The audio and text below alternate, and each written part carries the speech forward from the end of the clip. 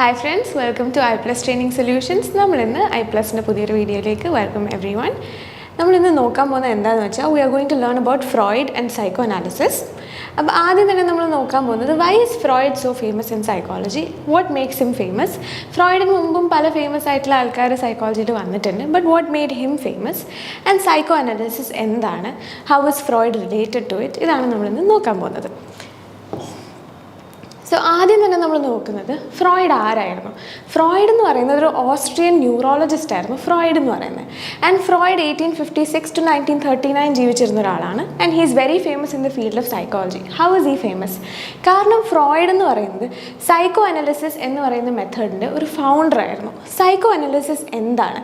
Psycho analysis mental illness treat ചെയ്യുന്നതിൻ്റെ ഒരു way മാത്രമല്ല, it is also use to explain human behaviour. നമ്മുടെ human ബിഹേവിയറിനെ എക്സ്പ്ലെയിൻ യൂസ് ചെയ്യുന്നൊരു വേ കൂടിയാണ് സൈക്കോ അനാലിസിസ് എന്ന് പറയുന്നത്. സോ ഫ്രോയിഡ് ആരായിരുന്നു? ഫ്രോയിഡ് ഒരു ഓസ്ട്രിയൻ ന്യൂറോളജിസ്റ്റ് ആയിരുന്നു. ആൻഡ് ഫ്രോയിഡ് ഫേമസ് എന്തുകൊണ്ടാണ്? Because of his thing called psycho analysis. ഇനി നമ്മൾ നോക്കാൻ പോകുന്നത് എന്താണ് സൈക്കോ അനാലിസിസ്, അല്ലെങ്കിൽ ഫ്രോയിഡിൻ്റെ കുറച്ച് ഫേമസ് തിയറീസ് എന്തൊക്കെയായിരുന്നു എന്നാണ് നമ്മൾ നോക്കാൻ പോകുന്നത്. ഫ്രോയിഡ് പറഞ്ഞത് എന്താണെന്ന് വെച്ചാൽ നമ്മുടെ ഹ്യൂമൻ സൈക്കി അല്ലെങ്കിൽ നമ്മുടെ ഹ്യൂമൻ മൈൻഡ് ഒരു ഐസ്ബർഗ് പോലെയാണ്. അതായത് ഫ്രോയിഡ് പറഞ്ഞു ഒരു ടോപ്പോഗ്രഫിക്കൽ മോഡലാണ് ഐസ്ബർഗ് എന്ന് പറയുന്നത്. അപ്പോൾ നമ്മുടെ ഹ്യൂമൻ സൈക്കി എന്ന് പറയുന്നത് ഒരു ഐസ്ബർഗ് പോലെയാണ്. ഒരു ഐസ്ബർഗിൻ്റെ സ്പെഷ്യാലിറ്റി എന്താണ്? അതിൻ്റെ ഒരു ചെറിയ പോർഷൻ മാത്രമേ വെള്ളത്തിൻ്റെ മണ്ടയ്ക്ക് കാണാൻ പറ്റുള്ളൂ. അതിൻ്റെ ഒരു ഡീപ്പർ പോർഷൻ അല്ലെങ്കിൽ അതിൻ്റെ ഒരു വലിയ ഭാഗം തന്നെ വെള്ളത്തിൻ്റെ അടിയിലാണ്. സോ ഫ്രോയിഡ് പറഞ്ഞത് നമ്മുടെ ഹ്യൂമൻ മൈൻഡും അതുപോലെ തന്നെയാണ്.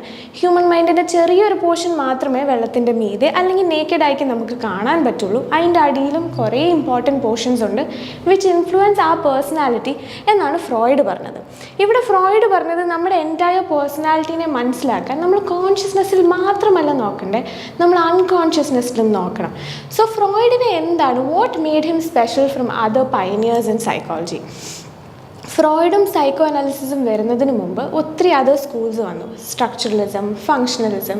ഇത് കൊണ്ടുവന്ന പയനിയേഴ്സ് ആക്ച്വലി എന്തിലാണ് ഫോക്കസ് ചെയ്തത് എന്ന് നമ്മൾ നോക്കുകയാണെങ്കിൽ ദേ ഫോക്കസ്ഡ് ഓൺ കോൺഷ്യസ്നെസ് അല്ലെങ്കിൽ മൈൻഡിൻ്റെ കോൺഷ്യസ് സ്റ്റേറ്റ്സിനെയാണ് ഇവർ കുറച്ചുകൂടെ ഫോക്കസ് ചെയ്തത്. പക്ഷേ ഫ്രോയിഡ് എന്താ ചെയ്തതെന്ന് വെച്ചാൽ he took a dive into unconsciousness. Unconsciousness മനസ്സിലാക്കിയാലേ നമ്മുടെ പേഴ്സണാലിറ്റിയുടെ ഒത്തിരി ആസ്പെക്ട്സ് നമുക്ക് മനസ്സിലാക്കാൻ പറ്റൂ എന്നാണ് ഫ്രോയിഡ് പറഞ്ഞത്. അപ്പോൾ ഫ്രോയിഡിൻ്റെ വളരെ ഫേമസ് ഒരു തിയറിയാണ് ഐസ്ബർഗ് മോഡൽ എന്ന് പറയുന്നത്. ഈ ഐസ്ബർഗ് മോഡലിൽ എന്താണ് പറയുന്നത്? ഐസ്ബർഗ് മോഡലിൽ പറയുന്നത് we have 3 layers of our mind. ഈ 3 ലെയർ എന്ന് പറയുന്നത് consciousness, pre conscious, unconscious. Conscious എന്ന് പറയുന്നത് നമ്മുടെ കറൻ്റ്ലി നമ്മുടെ ഫോക്കസിൽ എന്താണുള്ളത്, നമ്മുടെ തോട്ട്സ്, നമ്മുടെ പെർസെപ്ഷൻസ്, അതാണ് കോൺഷ്യസ്നെസ്സിലുള്ളത്.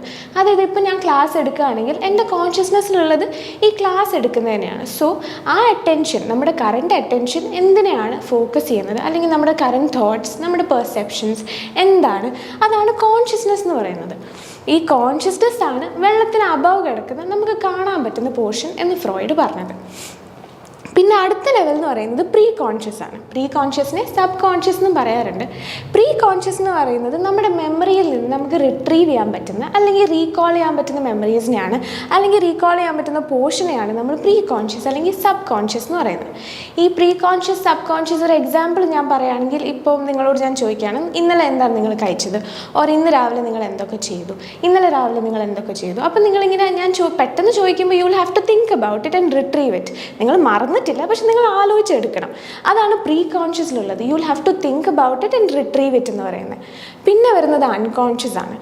അൺകോൺഷ്യസ് ആണ് ഫ്രോയിഡ് ഫോക്കസ് ചെയ്തതും അൺകോൺഷ്യസിലാണ് ഫ്രോയിഡ് പറഞ്ഞത് നമ്മുടെ ഒത്തിരി ഇമ്പോർട്ടൻറ്റ് കാര്യങ്ങൾ, അതായത് നമ്മുടെ പേഴ്സണാലിറ്റീനെ ഇൻഫ്ലുവൻസ് ചെയ്യുന്ന ഒത്തിരി ഇമ്പോർട്ടൻറ്റ് കാര്യങ്ങൾ അൺകോൺഷ്യസിലുണ്ടെന്നാണ് ഫ്രോയിഡ് പറഞ്ഞത്. ആൻഡ് അൺകോൺഷ്യസ് എന്താണ്? അൺകോൺഷ്യസിൽ നമ്മുടെ ഡീപ്പസ്റ്റ് ഡിസയേഴ്സ്, നമ്മുടെ ഇൻസ്റ്റിങ്ച്വൽ ആയിട്ടുള്ള ഡ്രൈവ്സ്, നമുക്ക് ആലോചിക്കാൻ ആഗ്രഹമില്ലാത്ത കാര്യങ്ങൾ, ഇതൊക്കെ സ്റ്റോർ ചെയ്തേക്കുന്നത് നമ്മുടെ അൺകോൺഷ്യസിലാണ്. നമ്മുടെ ഡീപ്പസ്റ്റ് ആയിട്ടുള്ള എന്തെങ്കിലും ട്രോമാറ്റിക് ആയിട്ടുള്ള ഇവൻറ്റ്, ഇതൊക്കെ നമ്മുടെ അൺകോൺഷ്യസിലാണ്. ആൻഡ് അൺകോൺഷ്യസിനെ പഠിച്ചാൽ മാത്രമേ പേഴ്സണാലിറ്റി ഫുള്ളായിട്ട് പഠിക്കാൻ പറ്റുള്ളൂ എന്നാണ് ഫ്രോയിഡ് പറഞ്ഞത്. ഇതാണ് ഫ്രോയിഡിൻ്റെ ഐസ്ബർഗ് മോഡൽ എന്ന് പറയുന്നത്. ഇതാണ് ഒരു picture of the iceberg theory എന്ന് പറയുന്നത്. ഇപ്പോൾ നമ്മൾ നോട്ടീസ് ചെയ്യുകയാണെങ്കിൽ ഇവിടെ ഐസ്ബർഗിൻ്റെ ചെറിയൊരു പോർഷൻ മാത്രമേ നമുക്ക് കാണാൻ പറ്റുള്ളൂ. അതാണ് നമ്മുടെ കോൺഷ്യസ്. അതിൻ്റെ അകത്ത് വരുന്നത് നമ്മുടെ ഇപ്പോഴത്തെ തോട്ട്സ്, നമ്മുടെ ഇപ്പോഴത്തെ പെർസെപ്ഷൻസ്, അതൊക്കെയാണ് നമ്മുടെ ഇവിടെ ഫ്രോയിഡിൻ്റെ ഐസ്ബർഗ് തിയറിയിൽ വരുന്നത്. അടുത്തത് നമ്മൾ കാണുന്നത് പ്രീ കോൺഷ്യസ് ആണ്. അത് നമ്മുടെ വെള്ളത്തിൻ്റെ തൊട്ടടിയിലുള്ള ലെയറാണ് പ്രീ കോൺഷ്യസ് എന്ന് പറയുന്നത്. ഇവിടെ നമ്മുടെ മെമ്മറി ആൻഡ് സ്റ്റോർഡ് നോളജ്, നമ്മുടെ എന്തൊക്കെയാണ് മെമ്മറി, നമ്മൾ സ്റ്റോർ ചെയ്തേക്കുന്ന നോളജ് എന്തൊക്കെയാണ്, അതൊക്കെയാണ് നമ്മുടെ പ്രീ കോൺഷ്യസിൽ. ഇത് നമുക്ക് ഒന്ന് ആലോചിച്ചാൽ റിട്രീവ് ചെയ്ത് വരാൻ പറ്റുന്നത് മാത്രമാണ് പ്രീ കോൺഷ്യസിലുള്ളത്. പിന്നെ നമ്മുടെ അൺകോൺഷ്യസ് ആണ്. ഇവിടെ നമ്മുടെ നമ്മുടെ ഇൻസ്റ്റിങ്ച്വൽ ഡ്രൈവ്സ് എന്തൊക്കെയാണ്, നമുക്ക് പേടിപ്പെടുത്തുന്നത് എന്തൊക്കെയാണ്, നമുക്ക് നമുക്ക് ആലോചിക്കാൻ ഇഷ്ടമില്ലാത്ത കാര്യങ്ങൾ എന്തൊക്കെയാണ്, ഇതാണ് നമ്മുടെ അൺകോൺഷ്യസിൽ കിടക്കുന്നത്. സോ ഇങ്ങനെ 3 ലെയേഴ്സാണ് ഫ്രോയിഡിൻ്റെ ഐസ്ബർഗ് തിയറിയിൽ പറയുന്നത്. ഇത് നമ്മുടെ സൈക്കി അല്ലെങ്കിൽ നമ്മുടെ മൈൻഡിൻ്റെ ഒരു മോഡലാണെന്നാണ് ഫ്രോയിഡ് പറയുന്നത്. ഇത് ഫ്രോയിഡിൻ്റെ വളരെ ഇമ്പോർട്ടൻറ്റ് ഒരു തിയറിയായിരുന്നു. ഇനി നമ്മൾ നോക്കാൻ പോകുന്നത് പേഴ്സണാലിറ്റി സ്ട്രക്ചറാണ്. ഫ്രോയിഡ് അവിടെ കൊണ്ടും നിന്നില്ല. ഫ്രോയിഡ് പറഞ്ഞു പേഴ്സണാലിറ്റിക്കും ഒരു സ്ട്രക്ചറുണ്ട്. അതെന്താണെന്നാണ് ഇപ്പോൾ നോക്കാൻ പോകുന്നത്. പേഴ്സണാലിറ്റി ഈസ് ഡിവൈഡഡ് ഇൻറ്റു 3 എന്നാണ് ഫ്രോയിഡ് പറഞ്ഞത്. It is divided into id, ego and super ego. ഇങ്ങനെ 3 കാര്യങ്ങളാണ് നമ്മുടെ പേഴ്സണാലിറ്റിനെ ഡോമിനേറ്റ് ചെയ്യുന്നത്, അല്ലെങ്കിൽ നമ്മുടെ പേഴ്സണാലിറ്റിയുടെ ഫാക്ടർ എന്നാണ് ഫ്രോയിഡ് പറഞ്ഞത്. ആദ്യം നമ്മൾ ഇഡിനെ നോക്കുകയാണെങ്കിൽ ഇഡിൻ്റെ വളരെ സോളായിട്ടുള്ള ഫങ്ഷൻ അല്ലെങ്കിൽ ആകെയുള്ള പേർപ്പസ് എന്ന് പറയുന്നത് നമുക്ക് അപ്പം തോന്നുന്ന ആഗ്രഹങ്ങൾ അല്ലെങ്കിൽ നമ്മുടെ ഇൻസ്റ്റിങ്ച്വൽ ഡ്രൈവിൻ്റെ ഇമ്മീഡിയറ്റ് സാറ്റിസ്ഫാക്ഷൻ അല്ലെങ്കിൽ ഇമ്മീഡിയറ്റ് ഗ്രാറ്റിഫിക്കേഷൻ, ഇങ്ങനത്തെ ഒരു കാര്യം മാത്രമാണ് ഇഡിൻ്റെ ഫോക്കസ് എന്ന് പറയുന്നത്. അതായത് ഇപ്പോൾ നമുക്ക് തോന്നുകയാണ് നമുക്കൊരു ഐസ്ക്രീം കഴിക്കണം, നമ്മൾ മീറ്റിങ്ങിൻ്റെ ഇടയ്ക്കാണ്, ഇഡ് പറയും പോയി കഴിച്ചോളൂ, it's okay, you are in middle of A meeting, that doesn't matter, U can go and have the ice cream. അതാണ് ഇഡിൻ്റെ ഒരു ഫോക്കസ് എന്ന് പറയുന്നത്. നിങ്ങൾക്ക് ഇപ്പോൾ തോന്നുന്ന ഇൻസ്റ്റിങ്ച്വൽ ഡ്രൈവ് അല്ലെങ്കിൽ ഇപ്പോൾ തോന്നുന്ന എന്ത് ആഗ്രഹമായിക്കോട്ടെ ഇമ്മീഡിയറ്റ് ഗ്രാറ്റിഫിക്കേഷൻ, അത് മാത്രമാണ് ഇഡിൻ്റെ ഒരു ഉദ്ദേശം എന്ന് പറയുന്നത്. It focuses on pleasure principle. നമ്മുടെ പ്ലെഷർ ഗ്രാറ്റിഫിക്കേഷൻ, നമ്മുടെ പ്ലെഷറിനെ സാറ്റിസ്ഫൈ ചെയ്യുക, ഈ ഒരു പ്രിൻസിപ്പിളാണ് ഇഡിൻ്റെ ഫോക്കസ് എന്ന് പറയുന്നത്. പിന്നെ ഫ്രോയിഡ് പറഞ്ഞാൽ നമുക്ക് ഈഗോ എന്ന് പറയുന്ന ഒരു പോർഷനുണ്ട്. ഈഗോ എന്ന് പറയുന്നത് വർക്ക്സ് ഓൺ റിയാലിറ്റി പ്രിൻസിപ്പിൾ. അതായത് നമ്മുടെ ഇഡിൻ്റെ നീഡിനെ എങ്ങനെ സോഷ്യലി അക്സെപ്റ്റബിൾ ആയിട്ടുള്ള വേയിൽ കൺവേ ചെയ്യാം അല്ലെങ്കിൽ എങ്ങനെ സോഷ്യലി അക്സെപ്റ്റബിൾ ആയിട്ടുള്ള വേയിൽ എക്സ്പ്രസ് ചെയ്യാം എന്ന് കാണിക്കുന്നതാണ് ego. And it works on reality principle. ഇപ്പം നമ്മൾ നേരത്തെ എക്സാമ്പിൾ തന്നെ എടുക്കുകയാണെങ്കിൽ മീറ്റിങ്ങിൻ്റെ ഇടയ്ക്ക് വെച്ച് you want to have ice cream. അപ്പോൾ എന്താ ചെയ്യുക, ഇഡ് പറയും you can go and have ice cream, അതിന് വലിയ ഇഷ്യൂ ഒന്നുമില്ല. പക്ഷേ ഈഗോ പറയും ഇല്ല, വെയിറ്റ് ഫോർ ഇറ്റ്, നമ്മുടെ മീറ്റിംഗ് കഴിഞ്ഞ് you can go and have ice cream, that way you don't miss on the meeting and socially acceptable ആയിട്ട് നിങ്ങൾക്ക് ഇത് കഴിഞ്ഞിട്ട് U can go and have ice cream. ഇതാണ് ഈഗോയുടെ ഒരു പെർസ്പെക്റ്റീവ് എന്ന് പറയുന്നത്. അതായത് ഇഡിനെ ഒരു ബേയിൽ നിർത്തുക, ഇഡിൻ്റെ ആഗ്രഹങ്ങളെ സാധിച്ചു കൊടുക്കുക, but in a more socially acceptable way. ഇവരുടെ ഈഗോയുടെ പ്രിൻസിപ്പിൾ എന്ന് പറയുന്നത് റിയാലിറ്റി പ്രിൻസിപ്പിളാണ്. ഇനി നമ്മൾ നോക്കാൻ പോകുന്നത് സൂപ്പർ ഈഗോ ആണ്. അതാണ് ഏറ്റവും ഫൈനലായിട്ടുള്ളത്. It works on moral principle. Morally എന്താണ് റൈറ്റ് അത് നോക്കുന്നതാണ് സൂപ്പർ ഈഗോ എന്ന് പറയുന്നത്. ആൻഡ് സൂപ്പർ ഈഗോ ആണ് നമ്മൾ എന്തെങ്കിലും തെറ്റായിട്ട് ചെയ്യുമ്പോൾ നമുക്ക് ഗിൽട്ട് ക്രിയേറ്റ് ചെയ്യുന്നത്, നമ്മൾ എന്തെങ്കിലും റൈറ്റായിട്ട് ചെയ്യുമ്പോൾ നമ്മളെ എൻകറേജ് ചെയ്തത്, ഇതൊക്കെ സൂപ്പർ ഈഗോ ആണ്. സോ 3 എണ്ണമാണ് id, ego, super ego. Id എന്ന് പറയുന്നത് പ്ലെഷർ പ്രിൻസിപ്പിളാണ്, നമ്മുടെ ഇമ്മീഡിയറ്റ് ഗ്രാറ്റിഫിക്കേഷൻ. ഈഗോ എന്ന് പറയുന്നത് റിയാലിറ്റി പ്രിൻസിപ്പിളാണ്, സോഷ്യലി അക്സെപ്റ്റബിൾ വേയിൽ ഇഡിനെ എക്സ്പ്രസ് ചെയ്യുക. അതാണ് ഈഗോയുടെ ഒരു ഉദ്ദേശം അല്ലെങ്കിൽ ഈ ഈഗോയുടെ ഒരു പ്രിൻസിപ്പിൾ എന്ന് പറയുന്നത്.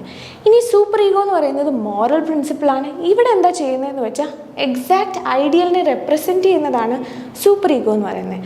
ഇത് നമ്മളിൽ ഗിൽറ്റ് ക്രിയേറ്റ് ചെയ്യും if you do something wrong. റൈറ്റായിട്ട് എന്തെങ്കിലും ചെയ്താൽ എൻകറേജും ചെയ്യുന്നതാണ് സൂപ്പർ ഈഗോ എന്ന് പറയുന്നത്. ഇനി നമ്മൾ നോക്കാൻ പോകുന്നത് സൈക്കോ സെക്ഷൽ സ്റ്റേജസ് ആണ്. ഇത് ഫ്രോയിഡിൻ്റെ കരിയറിൽ തന്നെ വളരെ കോൺട്രവേഴ്ഷ്യൽ ആയിട്ടുള്ളൊരു തിയറിയാണ് സൈക്കോ സെക്ഷൽ സ്റ്റേജസ് എന്ന് പറയുന്നത്. ഇവിടെ എന്താ ഫ്രോയിഡ് ചെയ്തതെന്ന് വെച്ചാൽ ഫ്രോയിഡിൻ്റെ അടുത്ത് ഇൽനെസ്സുമായിട്ട് വരുന്ന ആരെങ്കിലും, അത് ആരുമായിക്കോട്ടെ, he use to retrace their sexual history. Freud നോക്കുമായിരുന്നു അവരുടെ സെക്ഷൽ ഹിസ്റ്ററി എങ്ങനെയാണ്, അവരുടെ പാസ്റ്റിൽ എത്ര ആൾക്കാരുണ്ടായിരുന്നു, what was their sexual history. ഈ റീട്രേസിംഗ് എന്ന് പറയുന്നത് ഫ്രോയിഡിന് വളരെ ഇമ്പോർട്ടൻ്റ് ആയിരുന്നു. ഇവിടെ സിംപ്ലി സെക്ഷൽ എക്സ്പീരിയൻസസ് മാത്രമല്ല ഫ്രോയിഡ് നോക്കിയത്, ഫ്രോയിഡ് ഓൾസോ കൺസിഡേർഡ് ആ പേഷ്യൻറ്റിൻ്റെ വിഷസ് എന്തൊക്കെയായിരുന്നു, അവരുടെ ഡിസയേഴ്സ് എന്തൊക്കെയാണ്, അവരുടെ ലവ്, ഹേറ്റ്, അങ്ങനത്തെ ഇമോഷൻസ് അവരെങ്ങനെ ഹാൻഡിൽ ചെയ്തു എന്നുകൂടെ പഠിക്കാനാണ് ഫ്രോയിഡ് ആക്ച്വലി സെക്ഷൽ ഹിസ്റ്ററിയുടെ ട്രേസ് എടുത്തത്. ആൻഡ് ഇത് lead to his other theory known as psycho sexual stages. ഈ സൈക്കോ സെക്ഷൽ സ്റ്റേജസിനെ പറ്റി ഫ്രോയിഡ് എന്താണ് പറഞ്ഞതെന്ന് വെച്ചാൽ, നമ്മുടെ ചൈൽഡ്ഹുഡ് തൊട്ട് from birth to forward we go through different stages in our life. Each സ്റ്റേജിൽ നമുക്ക് ഈച്ച് എറോജീനിയസ് സോണാണ്. എറോജീനിയസ് സോൺ എന്ന് പറയുന്നത് നമുക്ക് പ്ലെഷർ കിട്ടുന്നത് ഒരു പെർട്ടിക്കുലർ സോൺ അല്ലെങ്കിൽ ഒരു പെർട്ടിക്കുലർ ഒബ്ജക്റ്റിൽ നിന്നാണ്. ആ എറോജീനിയസ് സോൺ ഈച്ച് ഡെവലപ്മെൻറ്റൽ സ്റ്റേജ് അനുസരിച്ച് മാറും എന്നാണ് ഫ്രോയിഡ് പറഞ്ഞത്. ആൻഡ് ഇനി നമ്മൾ നോക്കാൻ പോകുന്നത് എന്താണ് ആ സൈക്കോസെക്ഷൽ സ്റ്റേജസ്. ഇതാണ് ഫ്രോയിഡിൻ്റെ സൈക്കോസെക്ഷൽ സ്റ്റേജസ് എന്ന് പറയുന്നത്. 5 സ്റ്റേജസ് ആണ് ഇവിടെ ഫ്രോയിഡ് പറയുന്നത്. The first one is oral stage. ഈ ഓറൽ സ്റ്റേജിൽ ചിൽഡ്രൻ ദേ റിസീവ് ഗ്രാറ്റിഫിക്കേഷൻ, അല്ലെങ്കിൽ അവരുടെ പ്ലെഷർ ഏരിയ എന്ന് പറയുന്നത്, അല്ലെങ്കിൽ അവരുടെ എറോജീനസ് സോൺ എന്ന് പറയുന്നത് മൗത്താണ്. ഇപ്പം 0 to 2 years ഓൾഡിലാണ് ഓറൽ സ്റ്റേജ് എന്ന് ഇവിടെ ഫ്രോയിഡ് പറയുന്നത്. അപ്പോൾ ഈ ഒരു പ്രായത്തിലെ പിള്ളേരുടെ കയ്യിൽ നമ്മൾ എന്ത് കൊടുത്താലും, ഒരു ടോയ് കൊടുക്കുകയാണ്, നമ്മളൊരു മുട്ടായി കൊടുക്കുകയാണ്, അവരുടെ നാച്ചുറൽ ടെൻഡൻസി എന്ന് പറഞ്ഞാൽ അത് മൗത്തിലോട്ട് ഇടുക, അല്ലെങ്കിൽ അത് കടിച്ചു പിടിക്കുക. സോ ഇവരുടെ പ്ലെഷർ റിസീവ് ചെയ്യുന്ന ഏരിയ എന്ന് പറയുന്നത് മൗത്താണ്. സോ ഈ ഒരു ഏജിലാണ് അവർ ഫീഡിങ്, തം സക്കിങ്, ഇങ്ങനത്തെ കാര്യങ്ങളൊക്കെ അവർ ഈ ഒരു ഏജിലാണ് ഫോക്കസ് ചെയ്യുന്നത്. അപ്പോൾ ഫ്രോയിഡ് പറഞ്ഞ എന്താണ്, ഇവിടെ എറോജീനിയസ് സോൺ എന്ന് പറയുന്നത് മൗത്താണ്, അല്ലെങ്കിൽ ഓറൽ ഏരിയ ആണ് എന്നാണ് ഫ്രോയിഡ് പറഞ്ഞത്. അടുത്ത സ്റ്റേജ് എന്ന് പറയുന്നത് ഏനൽ സ്റ്റേജാണ്. ഇവിടെ 2 to 3 years ഓൾഡാണ്, 2 to 3 ഏജിലാണ്, അല്ലെങ്കിൽ 2 to 3 yearsലാണ് ഈ ഒരു സ്റ്റേജ് എന്ന് പറയുന്നത്. ഇവിടെ എന്താണ് പിള്ളേർ പഠിക്കുന്നത് എന്ന് വെച്ചാൽ they learn about potty training. Exactly എപ്പോഴാണ് what is socially acceptable way of potty training, അല്ലെങ്കിൽ എപ്പോഴാണ് എക്സാക്ട്ലി നമ്മൾ ബവൽ മൂവ്മെൻറ്റ് നടത്തേണ്ടത്, ഇങ്ങനത്തെ കാര്യങ്ങളൊക്കെ പഠിക്കുന്നത് ഈ ഒരു ഏജിലാണ്. ഇവിടെയാണ് പോട്ടി ട്രെയിനിങ് പേരൻസ് പിള്ളേരെ പഠിപ്പിക്കുന്നത്. സോ ദേ റിയലൈസ് എങ്ങനെയാണ് അവരുടെ ബവൽ മൂവ്മെൻറ്റ് കൺട്രോൾ ചെയ്യേണ്ടത് എന്നൊക്കെ പഠിക്കുന്നത് ഈ ഒരു ഏജിലാണ്. ഇതാണ് ഏനൽ സ്റ്റേജ് എന്ന് നമ്മൾ പറയുന്നത്, അല്ലെങ്കിൽ ഫ്രോയിഡ് പറഞ്ഞത്. ഇത് 2 to 3 yearsലാണ്. ആൻഡ് ഇവിടെ പഠിക്കുന്നത് എന്താണെന്ന് വെച്ചാൽ സൊസൈറ്റിയുടെ ഡിമാൻഡ്സ് അനുസരിച്ച് അവരുടെ ബോഡിലി പ്രോസസ്സിനെ എങ്ങനെ കൺട്രോൾ ചെയ്യാം. ഇതാണ് സെക്കൻഡ് സ്റ്റേജ് എന്ന് പറയുന്നത്. അടുത്ത സ്റ്റേജ് എന്ന് പറയുന്നത് ഫാലിക് സ്റ്റേജാണ്. ഫാലിക് സ്റ്റേജിൽ ഇവർ റിയലൈസ് ചെയ്യുന്നത് എന്താണെന്ന് വെച്ചാൽ അവരുടെ സെക്ഷുവാലിറ്റിയെ പറ്റി അവർ കുറച്ചുകൂടെ റിയലൈസ് ചെയ്യുന്ന ഒരു ഏജാണ് ഈ ഫാലിക് സ്റ്റേജ് എന്ന് പറയുന്നത്. ഇത് 3 to 7 years ആകുമ്പോഴാണ് ഫാലിക് സ്റ്റേജ് തുടങ്ങുന്നത്, അല്ലെങ്കിൽ ഫാലിക് സ്റ്റേജ് തുടങ്ങുന്നതും അവസാനിക്കുന്നതും 7 years ഓൾഡിലാണ്. ഈ ഫാലിക് സ്റ്റേജിൽ ഫ്രോയിഡ് വളരെ ഇമ്പോർട്ടൻ്റ് ആയിട്ടുള്ള 2 കോംപ്ലക്സിനെ പറ്റി പറഞ്ഞു. ഇത് വളരെ കോൺട്രവേഴ്ഷ്യൽ ആയിരുന്നു ഫ്രോയിഡിൻ്റെ തിയറീസിൽ. രണ്ട് കോംപ്ലക്സസിനെ പറ്റിയാണ് ഫ്രോയിഡ് പറഞ്ഞത്. ഈ ഏജിൽ boys develop Oedipus complex and girls develop Electra complex. Oedipus കോംപ്ലക്സിനെ പറ്റി മനസ്സിലാക്കണമെങ്കിൽ we should know about who is Oedipus. Oedipus ആരാണ്? ഇത് ഓർത്ത് വെക്കാൻ വളരെ ഈസി ആവാൻ വേണ്ടിയാണ് ഈഡിപ്പസിനെ പറ്റി പറയുന്നത്. ഈഡിപ്പസ് എന്ന് പറയുന്നത് ഒരു രാജകുമാരനായിരുന്നു. ഈ രാജകുമാരൻ ജനിച്ച ഉടനെ രാജകുമാരനെ പറ്റി ഒരു പ്രവചനം ഉണ്ടായിരുന്നു, or there was A prophecy. Prophecy എന്തായിരുന്നു എന്ന് വെച്ചാൽ ഈഡിപ്പസിൻ്റെ അച്ഛനെ കൊന്ന് അമ്മേനെ കല്യാണം കഴിക്കും എന്നുള്ളൊരു പ്രോഫസി ഈഡിപ്പസിനെ പറ്റി ഉണ്ടായിരുന്നു. ഇത് കേട്ട പാതി കേൾക്കാത്ത പാതി ഈഡിപ്പസിൻ്റെ അച്ഛൻ ഈഡിപ്പസിനെ കൊണ്ട് കാട്ടിൽ കളയുകയാണ്. സോ വാട്ട് ഹാപ്പൻസ് ഇസ് അവിടെ കൊണ്ട് ഈഡിപ്പസ് മരിച്ചു പോവോ അങ്ങനൊന്നും സംഭവിക്കുന്നില്ല. Oedipus gets adopted by the opposite രാജ്യത്തെ king. And what happens, Oedipus അവിടെ രാജകുമാരനായിട്ട് വളർന്നു വരികയാണ്. ആൻഡ് ഇയേഴ്സ് പാസ്, കഥകൾ ഇങ്ങനെ മുമ്പോട്ട് പോവുകയാണ്. ഈഡിപ്പസിനെ പറ്റി പല കഥകളുണ്ട്. സോഷ്യലി അക്സെപ്റ്റബിൾ അല്ലെങ്കിൽ വൈഡ്ലി അക്സെപ്റ്റബിൾ ആയിട്ടുള്ളൊരു കഥയാണിത്, അല്ലെങ്കിൽ ഒരു വേർഷനാണിത്. അവിടെ ഈഡിപ്പസ് വളർന്നു പോവുകയാണ്, അല്ലെങ്കിൽ വളർന്നു വരികയാണ്. ആൻഡ് ഫ്യൂച്ചറിൽ something happens, something goes wrong, he leaves the palace. അതായത് ഓപ്പോസിറ്റ് രാജ്യത്തെ പാലസ് ലീവ് ചെയ്യാണ്. ഹി ഗോസ് ത്രൂ ദ ഫോറസ്റ്റിൽ വെച്ച് ഹി മീറ്റ്സ് എ മാൻ. ആ മാൻ്റെ കൂടെ ഒരു യുദ്ധം നടക്കുകയാണ്, അല്ലെങ്കിൽ ഒരു വാറല്ല, ഒരു ഫൈറ്റ് നടക്കുകയാണ്. ആ ഫൈറ്റിനിടയ്ക്ക് he kills that man. And actually ആ മാൻ എന്ന് പറയുന്നത് ഈഡിപ്പസിൻ്റെ അച്ഛനായിരുന്നു. കഥ പിന്നെ മുമ്പോട്ട് പോവുകയാണ്. ഈഡിപ്പസ് എൻഡ്സ് അപ്പ് മാരിയിങ് ആ രാജ്യത്തെ രാജ്ഞി, അതായത് ഈഡിപ്പസിൻ്റെ അമ്മ. സോ പ്രവചനം ശരിയായിട്ട് വരികയാണ്. Oedipus kills his father and Maris his mother. അപ്പോൾ ഇതറിയുന്ന അമ്മ ആഫ്റ്റർ എ വൈൽ, കുറേ നാളുകൾക്ക് ശേഷമാണ് ഈഡിപ്പസ് സ്വന്തം മകനാണ് എന്ന് അമ്മ അറിയുന്നത്. And she suicides. Oedipus still continues to rule. ഇതാണ് ഒരു ബേസിക് കഥ എന്ന് പറയുന്നത്. അപ്പോൾ ഫാലിക് സ്റ്റേജിൽ എന്തുകൊണ്ടാണ് ഫ്രോയിഡ് പറഞ്ഞത് boys develop Oedipus complex? Oedipus കോംപ്ലക്സിൻ്റെ ഫ്രോയിഡിൻ്റെ ഒരു explanation was that boys develop attraction, അല്ലെങ്കിൽ boys develop very strong attachment to their mothers and ഫാദേഴ്സിനെ റിസെൻറ്റ് ചെയ്യാൻ തുടങ്ങും എന്നാണ് ഇവിടെ ഫ്രോയിഡ് ഈഡിപ്പസ് കോംപ്ലക്സിനെ പറ്റി പറഞ്ഞത്. അപ്പോൾ ഈ ഏജിൽ, അതായത് 3 to 7 years ഓൾഡ് ചിൽഡ്രനിലാണ് ഈ ഈഡിപ്പസ് കോംപ്ലക്സ് ഡെവലപ്പ് ചെയ്യുന്നത് ഇൻ മെയിൽ ചിൽഡ്രൻ. ഇതേ തിയറി തന്നെ ഫീമെയിൽസിന് ആപ്ലിക്കബിൾ ആണ്. അതാണ് എലക്ട്ര കോംപ്ലക്സ്. ഇവിടെ എലക്ട്ര ആരാന്ന് ചോദിച്ചാൽ she was a princess. King ആഗമെമ്നോൻ്റെ മകളായിരുന്നു Electra. Electra decides to kill her mother. എന്തിനാണ്? സ്വന്തം അച്ഛനെ കൊന്നത് സ്വന്തം അമ്മയാണ് എന്ന് റിയലൈസ് ചെയ്യുമ്പോഴാണ് ഇവിടെ എലക്ട്ര അമ്മയെ കൊല്ലാൻ തീരുമാനിക്കുന്നത്. സോ എലക്ട്ര ഇവിടെ അച്ഛനെ കല്യാണമൊന്നും കഴിക്കുന്നില്ല, ബട്ട് എലക്ട്ര കോംപ്ലക്സ് എന്ന് പറയുന്നത് എന്താണ്? ഫാദറിനോടുള്ള അറ്റാച്ച്മെൻറ്റ് ആൻഡ് അമ്മയോടുള്ള റിസെൻറ്റ്മെൻറ്റ്. സോ ഇവിടെ girl children develop Electra complex and male children develop Oedipus complex. ഇതാണ് ഫാലിക് സ്റ്റേജിൻ്റെ വളരെ കോൺട്രവേഴ്ഷ്യൽ ആയിട്ടുള്ളൊരു തിയറി എന്ന് നമ്മൾ പറയുന്നത്. പിന്നെ വരുന്നത് ലേറ്റൻസി സ്റ്റേജിലാണ്. ഈ ലേറ്റൻസി സ്റ്റേജിലാണ് ഹിസ് ഓർ ഹർ ഡെവലപ്മെൻറ്റ് വരുന്നത്, അല്ലെങ്കിൽ ഡെവലപ്മെൻറ്റ് നടന്നുകൊണ്ടിരിക്കുകയാണ്. പക്ഷേ സെക്ഷൽ ഏർജസ് എന്ന് പറയുന്നത് റിലേറ്റീവ്ലി ഈ ഒരു ഏജിൽ ക്വയറ്റ് ആണ്. 7 to 11 ഇയേഴ്സ് ഈ ഏജിൽ നമ്മൾ നമ്മളുടെ പിയേഴ്സിനോടാണ് കൂടുതൽ അറ്റാച്ച്മെൻറ്റ് കാണിക്കുന്നത്. ഇപ്പോൾ ചിൽഡ്രൻ ഗേൾസുമായിട്ടും ചിൽഡ്രൻ ബോയ്സുമായിട്ടും അങ്ങനെ സെപ്പറേറ്റ് ഗാങ്സ് ആയിട്ട് നടക്കുന്ന ഒരു ഏജ് എന്ന് പറയുന്നത് 7 to 11 ഇയേഴ്സ് ഓൾഡിലാണ്. ആൻഡ് 7 to 11 ഇയേഴ്സ് ഓൾഡിൽ സെക്ഷൽ ഏർജസ് വളരെ റിലേറ്റീവ്ലി ക്വയറ്റ് ആണ് എന്നാണ് ഫ്രോയിഡ് പറയുന്നത്. ആൻഡ് ലാസ്റ്റ് സ്റ്റേജ് എന്ന് പറയുന്നത് ജെനിറ്റലാണ്. ഈ ജെനിറ്റൽ സ്റ്റേജിലാണ് നമ്മൾ അഡോൾസൻസിലോട്ട് എൻ്റർ ചെയ്യുന്നത്, നമുക്ക് ഓപ്പോസിറ്റ് സെക്സിനോട് അട്രാക്ഷൻ വരുന്നത്, അല്ലെങ്കിൽ നമ്മുടെ മെച്ചുറേഷൻ നടക്കുന്നത് ആ ഒരു ഏജിലാണ്. And that is 11 years to നമ്മൾ അഡൾട്ട് ആവുന്നിടം വരെ എന്നാണ് ഫ്രോയിഡ് പറഞ്ഞത്. അപ്പോൾ അങ്ങനെ നമ്മൾ നോക്കുകയാണെങ്കിൽ ഫ്രോയിഡിന് 5 സൈക്കോസെക്ഷൽ സ്റ്റേജസ് ആണുള്ളത്: oral, anal, phallic, latency, genital. ഇങ്ങനെ 5 സ്റ്റേജസ് ആണ് പറയുന്നത്. ഇങ്ങനെ 5 സ്റ്റേജസിലും ഫിക്സേഷൻ നടക്കാം. അതായത് ഫിക്സേഷൻ എന്ന് പറയുന്നത് ഡെവലപ്മെൻറ്റ് കംപ്ലീറ്റ് ആവാതെ ഇടയ്ക്ക് എവിടെയോ ഒരു മിസ്സിങ് വരിക, അല്ലെങ്കിൽ you get fixated on that stage, അതിനെ ഫിക്സേഷൻ എന്നാണ് പറയുന്നത്. ഫിക്സേഷൻ സംഭവിക്കുമ്പോൾ അത് നമ്മുടെ പേഴ്സണാലിറ്റീനെ ഫ്യൂച്ചറിൽ എഫക്റ്റ് ചെയ്യും എന്നും ഫ്രോയിഡ് പറഞ്ഞിട്ടുണ്ട്. ഇപ്പോൾ ഫോർ എക്സാമ്പിൾ ഓറൽ സ്റ്റേജിൽ ഫിക്സേഷൻ നടക്കുന്ന ഒരാൾക്ക് എന്താ സംഭവിക്കുക എന്ന് വെച്ചാൽ അവരുടെ ഓറൽ സാറ്റിസ്ഫാക്ഷൻ കംപ്ലീറ്റ് ആയിട്ടില്ല. സോ ഫ്യൂച്ചറിൽ അവരുടെ പേഴ്സണാലിറ്റിയിൽ എന്തെങ്കിലും ഒരു സ്ട്രെസ് അല്ലെങ്കിൽ എന്തെങ്കിലും ഒരു ഇഷ്യൂ വരുമ്പോൾ they go back to this stage. അവരുടെ തം സക്കിങ് തുടങ്ങും, അല്ലെങ്കിൽ സ്ട്രെസ് വരുമ്പോൾ നെയിൽ ബൈറ്റിങ് തുടങ്ങും, ചിലർ സ്ട്രെസ് വരുമ്പോൾ സ്മോക്ക് ചെയ്യാൻ തുടങ്ങും. അപ്പോൾ അവരുടെ പേഴ്സണാലിറ്റിയിൽ നമ്മൾ പുറകിലോട്ട് എടുത്ത് നോക്കുകയാണെങ്കിൽ നമുക്ക് ചിലപ്പം കാണാൻ പറ്റും ദാറ്റ് അവരുടെ ഓറൽ സ്റ്റേജിൽ ഫിക്സേഷൻ നടന്നിരുന്നു. So they go back to this stage and they find comfort, അല്ലെങ്കിൽ ഇപ്പോഴും they find pleasure in that activity like thumb sucking, nail biting. ഇതൊക്കെ വളരെ കോമൺ ആണ്. അതായത് ഫിക്സേഷൻ ഒക്കർ ചെയ്താൽ this thing happens in most personality അല്ലെങ്കിൽ in most individuals എന്നും Freud പറഞ്ഞിരുന്നു. ഇതാണ് ഫ്രോയിഡിൻ്റെ 5 സൈക്കോസെക്ഷൽ സ്റ്റേജസ് എന്ന് നമ്മൾ പറയുന്നത്.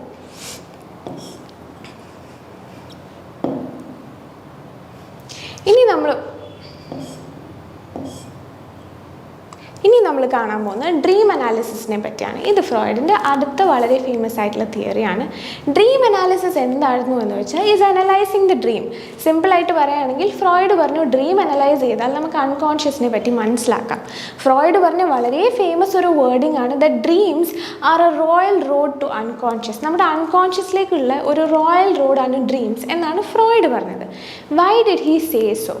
കാരണം നമ്മൾ ഉറങ്ങിക്കൊണ്ടിരിക്കും അല്ലെങ്കിൽ നമ്മുടെ ഡ്രീംസിൽ നമ്മുടെ ഈഗോയുടെ ഡിഫറൻസസ് വളരെ ലോവറാണ്. നമ്മുടെ ഈഗോയുടെ ഡിഫറൻസസ് അപ്പല്ല, അപ്പോൾ വളരെ ലോവറാണ്. അപ്പോൾ നമ്മൾ റിപ്രസ് ചെയ്ത് വെച്ചിരിക്കുന്ന മെറ്റീരിയൽ അല്ലെങ്കിൽ നമുക്ക് ആലോചിക്കാൻ ആഗ്രഹമില്ലാത്ത മെറ്റീരിയൽസൊക്കെ മണ്ടയ്ക്കോട്ട് വരും. ആൻഡ് ഇത് വരുന്നത് വളരെ കറക്റ്റ് ഒരു ഫോമിലൊന്നും ആയിരിക്കില്ല, വളരെ ഡിസ്റ്റോർട്ടഡ് ആയിട്ടായിരിക്കും വരുന്നത്, നമുക്ക് സ്വപ്നങ്ങളായിട്ടായിരിക്കും വരുന്നത്. ബട്ട് ദിസ് ഷോസ് ദാറ്റ് നിങ്ങളുടെ അൺകോൺഷ്യസിൽ എന്തൊക്കെയാണ് ലൈ ഡൗൺ ചെയ്യുന്നത്. അതായത് ഇപ്പോൾ നമ്മളൊരു എക്സാമ്പിൾ എടുക്കുകയാണെങ്കിൽ, നാളെ എനിക്കൊരു എക്സാം ഉണ്ട് ആൻഡ് ഞാൻ പഠിച്ചിട്ടില്ല, ഞാൻ കിടന്നുറങ്ങുകയാണ് ആൻഡ് ഉള്ളിൽ എനിക്ക് നല്ല ടെൻഷനുണ്ട് ദാറ്റ് ഐ ഹാവൻ സ്റ്റഡീഡ്. അപ്പോൾ ഞാൻ കിടന്നുറങ്ങുമ്പോൾ എനിക്ക് വരുന്ന സ്വപ്നം എന്ന് പറയുന്നത് ഞാൻ ഫെയിലായി, അല്ലെങ്കിൽ എൻ്റെ മാർക്സ് വളരെ ലോ ആണ് ആൻഡ് ഇത് കാരണം എൻ്റെ പേരൻസിനെ വിളിക്കുന്നു. ഇങ്ങനത്തെ സ്വപ്നങ്ങളൊക്കെ ആയിരിക്കും ഞാൻ കാണുന്നത്. എന്തുകൊണ്ടാണ്? കാരണം എൻ്റെ അൺകോൺഷ്യസിൽ I have that fear that I will fail and ഞാൻ പഠിച്ചിട്ടില്ല. അപ്പോൾ ഈ ഫിയർ ഒരു സ്വപ്നം പോലെ പുറത്തോട്ട് വരുന്നത് ഇങ്ങനെ ഒരു ഡിസ്റ്റോർട്ടഡ് ഫോമിലായിരിക്കും. ആൻഡ് ഫ്രോയിഡ് ഇവിടെ പറഞ്ഞത് ഇങ്ങനെ നമ്മുടെ ഡ്രീമിനെ അനലൈസ് ചെയ്താൽ വി വിൽ അണ്ടർസ്റ്റാൻഡ് നമ്മുടെ അൺകോൺഷ്യസിൽ എന്തൊക്കെ സ്ട്രെസ്സുകളാണ് അല്ലെങ്കിൽ എന്തൊക്കെയാണ് നമുക്ക് ഉള്ളത് എന്ന് ഫ്രോയിഡ് മനസ്സിലാക്കാൻ പറ്റും എന്നാണ് ഫ്രോയിഡ് പറഞ്ഞത്. ഇത് ഫ്രോയിഡിൻ്റെ വളരെ ഫേമസ് ആയിട്ടുള്ള ഒരു മെത്തേഡായിരുന്നു ടു അണ്ടർസ്റ്റാൻഡ് ദി അൺകോൺഷ്യസ്. അതാണ് ഡ്രീം അനാലിസിസ് എന്ന് പറയുന്നത്. അപ്പോൾ നമ്മൾ ഇൻ ഷോർട്ട് കവർ ചെയ്തത് എന്തൊക്കെയാണ് എന്ന് നോക്കുകയാണെങ്കിൽ, നമ്മൾ നമ്മുടെ മൈൻഡിൻ്റെ സ്ട്രക്ചറായ ഐസ്ബർഗ് മോഡൽ കവർ ചെയ്തു. നമ്മൾ അതിൻ്റെ അകത്ത് എന്തൊക്കെ കവർ ചെയ്തു? കോൺഷ്യസ്നെസ് വരും, സബ് കോൺഷ്യസ് വരും, അൺകോൺഷ്യസ് വരും. പിന്നെ നമ്മൾ കവർ ചെയ്തത് പേഴ്സണാലിറ്റി സ്ട്രക്ചറാണ്. അതിൽ ഇഡ് വരും, ഈഗോ വരും, സൂപ്പർ ഈഗോ വരും. പിന്നെ നമ്മൾ നോക്കിയത് സൈക്കോസെക്ഷൽ സ്റ്റേജസ് ആണ്. അതിൽ 5 സ്റ്റേജസ് ആണ് ഉള്ളത്: oral, anal, phallic, latency, genital. അങ്ങനെ 5 സ്റ്റേജസ്. പിന്നെ അടുത്ത ഫേമസ് ആയിട്ട് നമ്മൾ കണ്ടത് ഡ്രീം അനാലിസിസ് ആയിരുന്നു. എന്തെങ്കിലും ഡൗട്ട്സ് ഉണ്ടെങ്കിൽ please let us know. Thank you so much.